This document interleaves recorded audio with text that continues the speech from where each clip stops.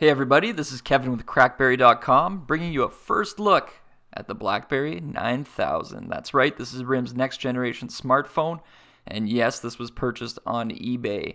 For all the details on the device and for all the in-depth reviews we're conducting, make sure you visit crackberry.com/BlackBerry9000. Right now, though, I want to look at it, quickly compare it to a couple other devices available, and then we'll give you a tour of the OS. So this is the Blackberry Curve 8320. You can see the 9000 is a little bit longer, a little bit wider. Thickness-wise, the Curve's a bit thicker, but fits nicely in the hand. Compared to the 8830, you can see the dimensions are similar. The 9000 is a little bit longer still.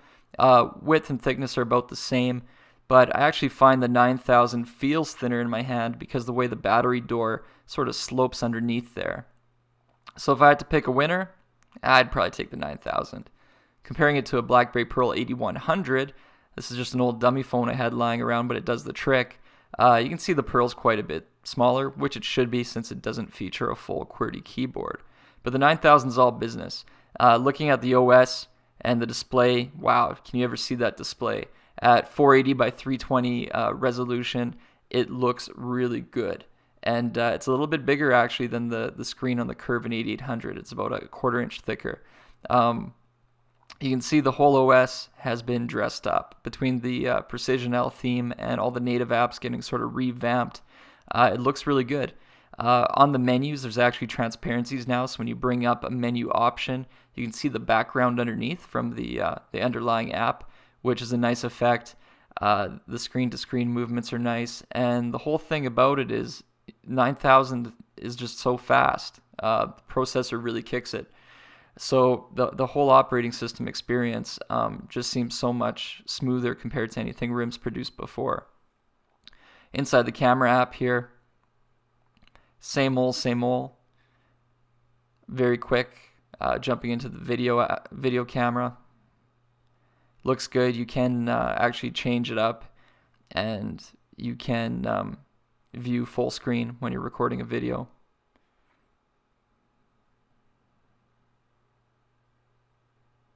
You can see how fast it saves videos now too. The whole operating system. It's quick to change themes. There's no real lagging points. I mean, this is, I think, a pre-release version we're looking at, so there's still some bugs on this OS.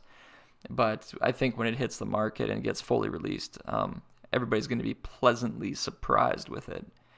Jumping into YouTube in the web browser. If you click on a video to view from YouTube, it will actually it will right now open in the media player. So keep in mind the recently leaked images and words of final OS 4.6 specs showed a greatly improved web browser. I don't think this early release has that just yet, but what's here is still pretty good. One of the things that's kind of interesting on the camera is there's an option for Geo Tagging. Jumping into the media side of things, media player is about the same. A little new lipstick.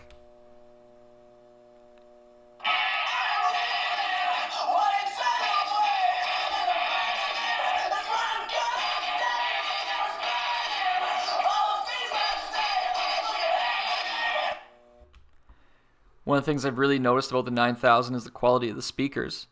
They're phenomenal. Very loud for such a small device. And looking at videos.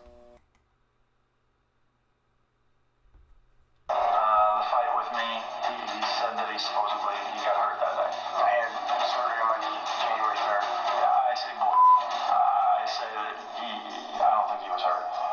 He had a bad day that last time, and I wasn't going to have 2 bad days in my hometown. So you have the video player. You can see again how crisp the actual display is on this device. Let's just take a little tour around here. There's the application switcher. I like to set it up on my left side convenience key. It works really well.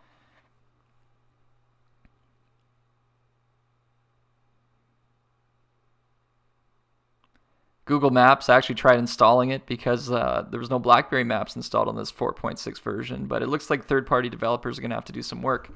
But you can see you can actually delete apps now right off the application screen. And it gives you the option to do it when the device is restarted. Pretty slick. Into the options a little bit. Same old, same old. Again, it's really an evolutionary OS. There's not a whole lot new here. The clock app is kind of cool.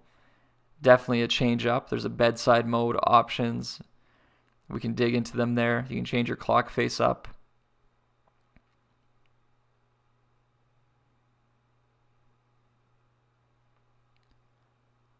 The calculator got some work done to it also.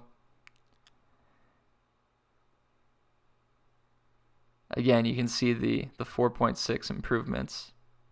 Mainly visual, but definitely something I think you're going to want to have once you experience it. That's it. I think we can call this a wrap.